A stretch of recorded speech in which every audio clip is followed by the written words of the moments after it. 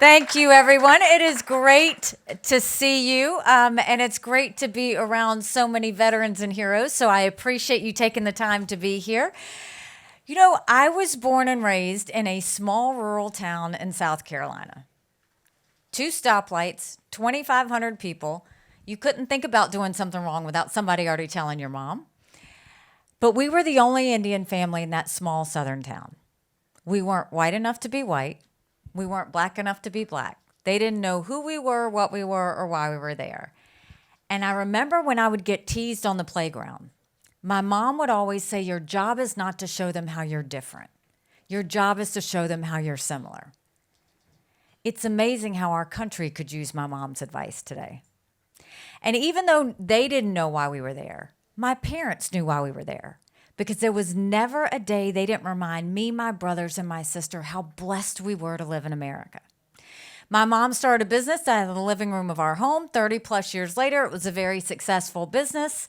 I started doing the books for the business when I was 13. It wasn't until I got to college that I realized that was child labor. But we learned the value of $1, and we learned what it meant to stretch that dollar when times were tough, and we knew never to celebrate when the times were good because the bad times were going to happen again. I went on to Clemson, go Tigers, got a degree in accounting, and graduated, met my husband my very first weekend there. We dated for 7 years. We've been married for 26. We have 2 children. And then I went on and worked in the corporate world. And I came back home to the family business. And one day I happened to be telling my mom how hard it was to make $1 and how easy it was for government to take it. And my mom said, quit complaining about it, do something about it. I did not know you weren't supposed to run against a 30-year incumbent in a primary. Ignorance is bliss. Once I realized he was related to half the district, the only option was to win. And so we went around that district and we said, hey, there are too many lawyers in the State House. We think they need a really good accountant.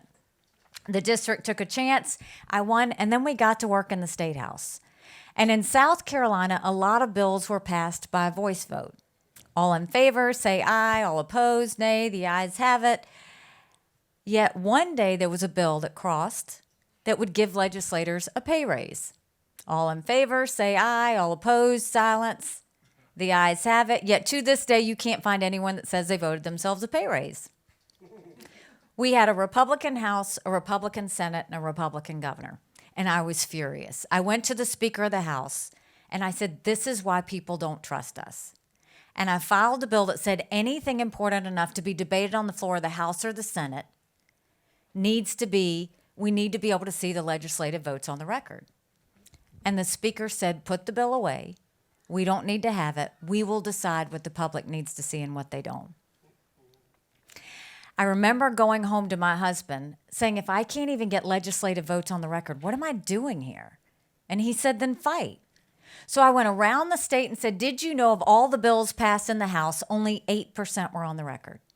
Of all the bills passed in the Senate, only 1% was on the record. So if you didn't know how your House member voted 92% of the time, if you didn't know how your senator voted 99% of the time, how did you know who to vote for when you went to the polls? And the people of South Carolina were shocked. Now, to put it in perspective, my first year in office, I was chairman of the freshman class. My second year, I was majority whip. My third year, I was on a powerful business committee. My fourth year, I was subcommittee chair of banking. The year that I wouldn't put the bill away, they stripped me of everything. I could take the well. No one would hear me speak. I could sponsor a bill. No one would co-sponsor. So I ran for governor. And I'm proud to say that now in South Carolina, one of the first bills we sign is anything debated on the floor of the House or the Senate requires a legislative vote on the record. And we took it a step further and we did it on every section of the budget. And I love music, so on the day of that bill signing, we blasted throughout the State House, Pat Benatar's Hit Me With Your Best Shot. When I became governor, we took a state that was really hurting. We had double-digit unemployment, a lot of families in need, and we got to work. By the time I left, We were building planes with Boeing. We were building more BMWs than any place in the world. We brought in Mercedes-Benz, Volvo, 5 international tire companies, and they were referring to us as the beast of the Southeast, which I still love. We moved 35,000 people from welfare to work. We put systems in place in our prisons that we now have the lowest recidivism rate in the country. We went from 11% unemployment down to 4% unemployment, and we put jobs in every county in the state. When I left, we were named the friendliest state in the country, the most patriotic state in the country, and the number 2 state in the country people were moving to. And then I got a call about the United Nations. And my response was, I don't even know what the United Nations does. I just know everybody hates it. But when you get the chance to serve your country, you jump. And when I got to the UN, I wanted countries to know what America was for and what America was against. I didn't care if they didn't like me, but I wanted them to respect America. And we got to work. We pulled ourselves out of the Iran deal. We moved the embassy from Tel Aviv to Jerusalem. We passed the largest set of sanctions against a country in a generation with North Korea. But the most important thing we did, we took the kick me sign off of our backs, and America was respected again at the UN. Now I'm running for president. I don't need to tell you how bad things are. You don't have to watch the news. You feel it when you go to the grocery store. You hear it when you hear your kids come back from school. Everybody's talking about how they're worse off now than they were a year ago. We are $31 trillion in debt, almost $32 trillion in debt. We are having to borrow money just to make our interest payments. It would be easy for me to say, Biden did that to us. But I have always spoken hard truths, and I'm going to do that with you today. Our Republicans did that to us too. You go back and you look at that $2.2 trillion COVID stimulus bill that they passed with no accountability, that expanded welfare, that now leaves us with 90 million Americans on Medicaid, 42 million Americans on food stamps. Did Republicans try and make it right then? No. They doubled down and opened up earmarks for the first time in 10 years, passing through 7,000 of them in December. Want to know how they spent your money? $7.5 million on horse racing in Arizona, $30 million on an honors college in Vermont, $10 million on a courthouse in Colorado. That's not how we want our money spent. All while 1 in 6 Americans can't pay their utility bill, 60% of Americans are in credit card debt. Don't ever let them tell you Republicans and Democrats don't agree on anything, because they love to waste our money. Social Security will go bankrupt in 10 years. Medicare will go bankrupt in 5. You look at our education system, everybody wants to blame COVID for education. No, we had a problem with education before COVID. Pre-COVID, 70% of 8th graders in our country were not proficient in reading. 67% of 8th graders were not proficient in math. Last week, it came out that the numbers are even worse on history and civics. Then you go and you add 2 years of lockdowns, and our kids are in a world of hurt. Yet 90% of American kids are still under critical race theory, where if a little girl goes into kindergarten, if she's white, you're telling her she's bad. If she's brown or black, you're telling her she's never going to be good enough and she's always going to be a victim. You've got biological boys playing in girls' sports. It is the women's issue of our time. Where is everybody? My daughter ran track in high school. I don't even know how I would have that conversation with her. How do we let our girls think it's okay for biological boys to be in their locker rooms? Y'all know about Dylan Mulvaney? Bud Light? Make no mistake, that is a guy dressed up like a girl making fun of women. Women don't act like that. And you've got companies glorifying that. All while a third of our teenage girls last year seriously contemplated suicide? What are we doing to them? We're supposed to be raising strong girls, not those that are being made fun of. Then you look at crime. In our country now, people are worried about their children riding their bikes down the street. They're worried they're going to get carjacked going to a restaurant. Illegal immigration situation, a massive national security threat. I'm the only candidate this cycle that's actually gone to the border. And I didn't pull a Kamala go and come back. I went 400 miles down that border. You're not ready for what I saw. Mounds of clothes, shoes, paraphernalia, areas that are rape centers for women and girls that come across. When you wake up in the morning, you get your coffee and you watch the news. When these ranchers get up in the morning, they get their coffee and they go see if anyone died trying to cross the fence.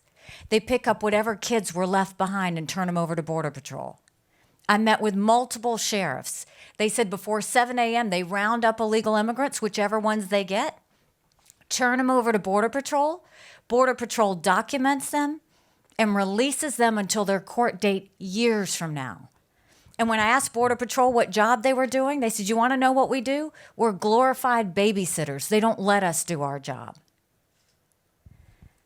5 million illegal immigrants have crossed the border. We've had more fentanyl cross the border that would kill every single American last year. Number one cause of death for adults 18 to 49, fentanyl. And don't think for a second China doesn't know exactly what they're doing. Those cartels are either trafficking people or they're trafficking drugs. And China's allowing them to do it and sending it over. Then you look at our national security situation. Did you ever think we'd look at the sky and see a Chinese spy balloon looking back at us? It's a national embarrassment. You've got Russia invading Ukraine. You've got North Korea testing ballistic missiles. You've got Iran building a bomb.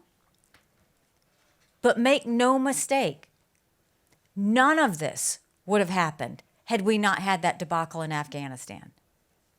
I'm the wife of a combat veteran. He deployed to Afghanistan. The idea that our military men and women had to watch us leave Bagram Air Force Base in the middle of the night without telling our allies who stood shoulder to shoulder with us for decades because we asked them to be there.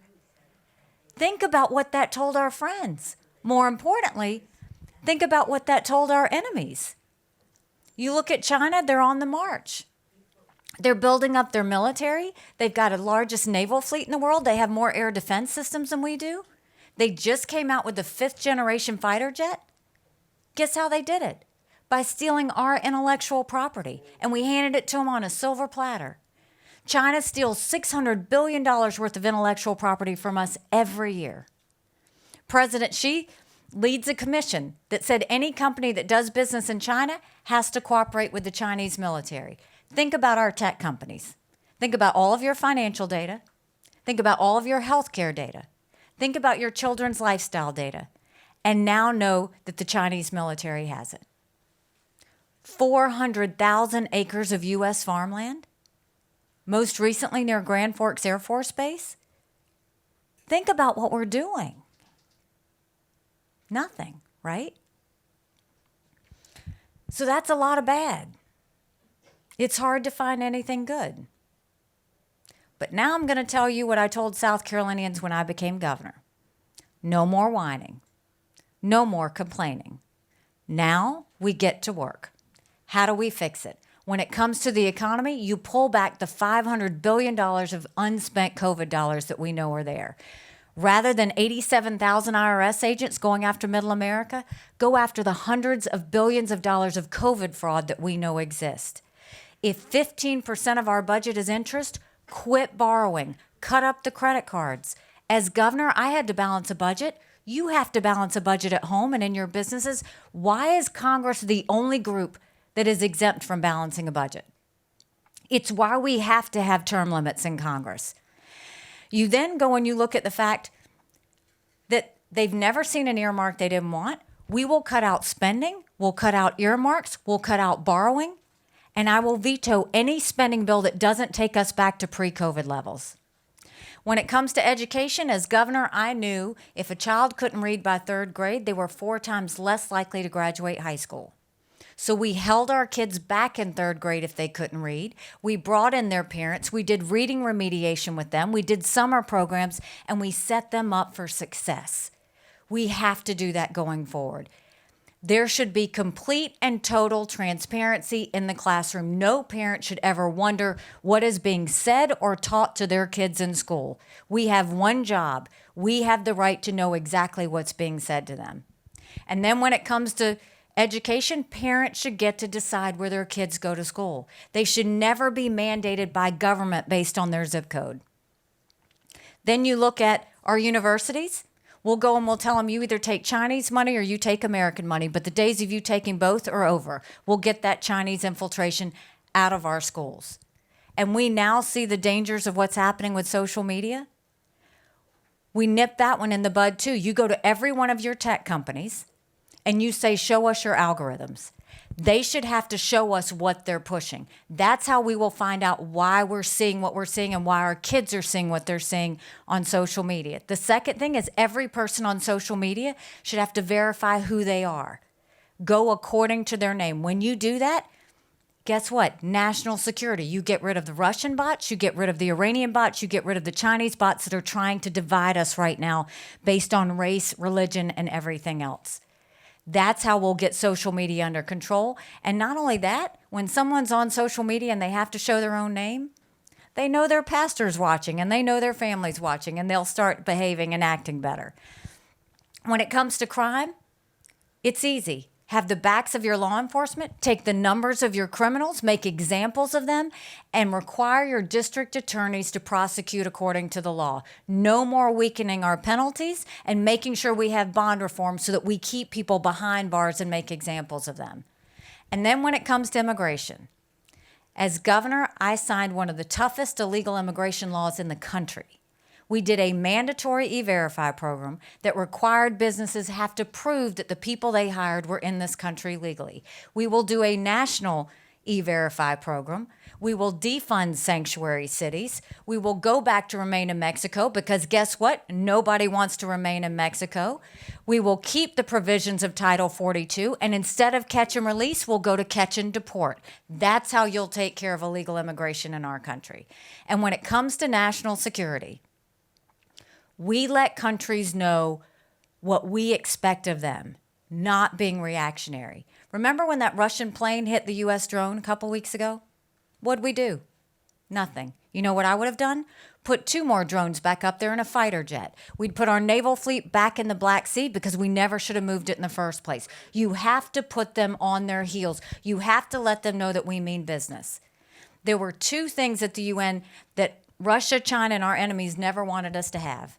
They never wanted us to be energy independent, and they never wanted us to have a strong military. We will make sure we're energy independent. No more going hat in hand to Saudi Arabia. No more getting dirty oil from Venezuela.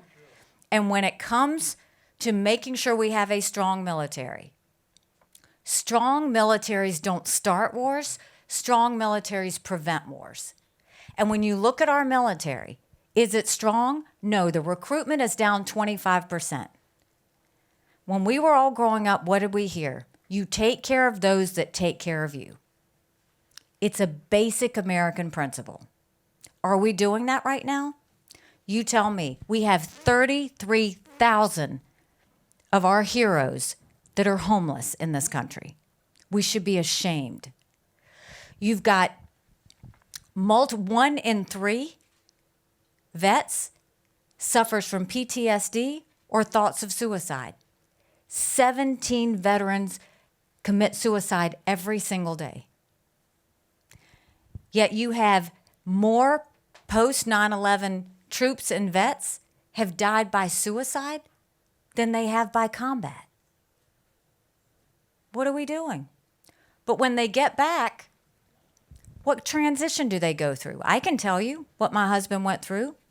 You're deployed, you come back, you sit in an American base for about a week to 10 days. They tell you to get ready to go back home. You go, you see your families, you hug them.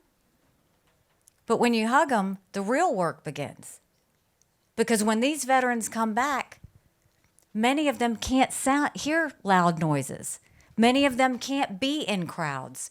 Many of them can't accept the fact that life went on when they were out there defending our country. If we've got people willing to shed blood for us and protect our freedoms and save our country, We should be willing to sacrifice for them to live a comfortable life. And right now, for a veteran to get a doctor's appointment, 29 days. 29 days to get a primary doctor appointment. And you know what? If it's 30, you get to pick your own doctor. But what happens is it never gets to 30 because they keep those numbers and they reschedule with you to start the clock all over again. You know how I think we fix it? I think it's real easy. I think we make sure every member of Congress has to get their health care from the Veterans Affairs. You do that, and you will watch it get fixed real quick. We need to make sure that veterans can choose any physician they want, any hospital they want. We need to make sure that we take care of them not just when they get home, but we keep tabs on them the whole way through. Let's have telehealth so that they can address the mental health issues that they have. Let's make sure that we do screenings not just on blood pressure, but on mental health and focus on that. Let's make sure that we take care of their spouses as well because they've sacrificed right along with the veterans. And with the GI benefits, let's let them have that on anything they want. Why does it have to be on education? Give them that ability to do that. And for God's sakes, we've got to get the woke ideology out of our militaries. No more gender pronoun classes for our military men and women. They don't need that. We need a strong military that's ready to fight and defend. We don't need a weak military that's clouded with woke ideology.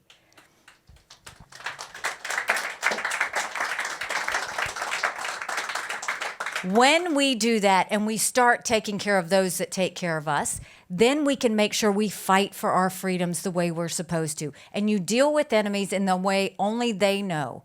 They know when we speak, the world listens. They know when we act, the world follows. They know who we are, the world wants to be. Let's act like it.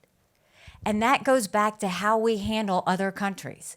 When I was at the UN and we moved the embassy from Tel Aviv to Jerusalem, we were condemned by the entire world. 128 countries condemned us at the time out of 193, and I was furious because we have the right to put our embassy wherever we want. We always put it in the capital of every country. Jerusalem is the capital of Israel. We were acknowledging a truth. But I was proud to cast the veto, and when we did that, I went back to my office and I said, I want you to get a book together. I want you to list all 193 countries that belong to the UN. I want the second column to be the percentage of times they voted with the U.S. and against the U.S., and I want the third column to be how much foreign aid we give them. I took that book and I gave it to President Trump. He lost his mind. He's flipping pages, he's yelling out countries. And I said to him, I'm not saying you give foreign aid based on a percentage vote at the UN, but that should be one of the things we look at. Last year, we gave $46 billion in foreign aid. Want to know who we gave it to? Pakistan, that tried to harbor terrorists that tried to kill our soldiers. Iraq, that has Iranian influence that says death to America every day. Zimbabwe, the most anti-American African country there is. Belarus, who's holding hands as they invade Russia, invade Ukraine. Communist Cuba, we named them a state sponsor of terror, and we're giving them money. And yes, the most embarrassing, we give money to China. What are we doing? Oh, and by the way, just last week it came out, Biden is giving $500,000 to Pakistani transgenders to learn English. When I am president, we will stop giving money to countries that hate America. We'll start focusing on what makes us strong, what makes us move, and we won't try and buy off friends. So we have solutions, and we'll get to work. And we'll clean up the system and get government working for the people again. But the one thing that bothers me more than anything else is this national self-loathing that has taken over our country. The idea that they're saying America's bad or that it's rotten or that it's racist. I was elected the first female minority governor in history. America's not racist, we're blessed. Our kids need to know to love America. They need to be saying the Pledge of Allegiance at the start of school every day. We need to go back to what our national purpose is. Do you remember when you were growing up, how simple life was? How safe you felt? It was about faith, family, and country. Your parents raised you to be a responsible citizen. You went to school and you learned what you needed to be successful. You went to church and you found your faith and your conscience. Don't you want that again? We could have that. But in order to have that, we have to have a new generational leader. We've got to leave the baggage and the negativity of the past. We've got to deal with these new problems with new solutions. And to do that, that's going to take a lot of courage. Courage for me to run, and courage for everyone in this room to know, don't complain about what you get in a general if you don't play in this primary. It matters. But if we do this right, if we pull it together, I promise you, our best days are to come. Thank you very much. God bless you. I appreciate it. Thank you. Thank you so much. I appreciate it. Thank you.